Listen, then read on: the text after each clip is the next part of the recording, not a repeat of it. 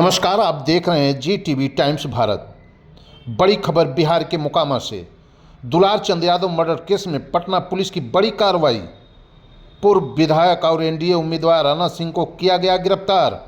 बताया जा रहा है कि पटना एसएसपी की टीम ने अनंत सिंह को बाढ़ के कारगिल मार्केट से हिरासत में लिया और उनके साथ दो सहयोगी मणिकांत ठाकुर और रणजीत राम को भी पुलिस ने गिरफ्तार किया है।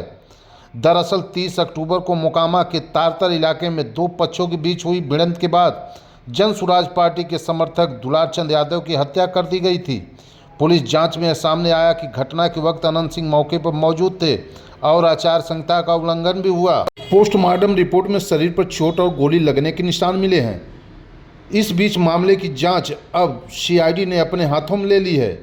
सीआईडी डीआईजी जयकांत खुद मौके पर पहुंचे हैं और एफएसएल टीम ने घटनास्थल से कई अहम सबूत जुटाए हैं।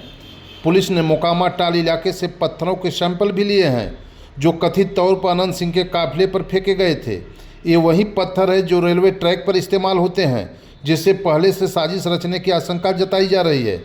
इस पूरे मामले पर चुनाव आयोग ने भी संज्ञान लिया है और बिहार के डीजीपी से विस्तृत रिपोर्ट मांगी है। चुनाव आयोग ने कहा है कि मोकामा में बढ़ते तनाव पर तत्काल नियंत्रण किया जाए। बता दें कि बिहार में 2 चरणों में मतदान 6 और 11 नवंबर को होना है, जबकि मतगणना 14 नवंबर को की जाएगी।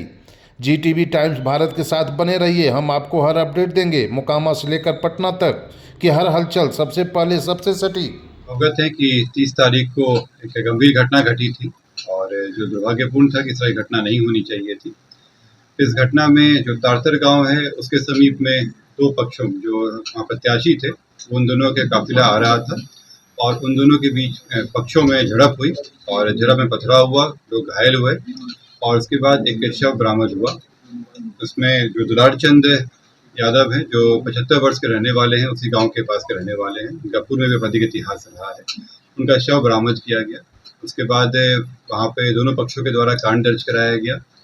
कांड दर्ज होने के बाद अनुसंधान प्रारंभ किया गया। पुलिस घटना की सूचना मिलते ही तुरंत पहुंची थी वहां पे और वहां से साक्ष्य भी इकट्ठे किए गए।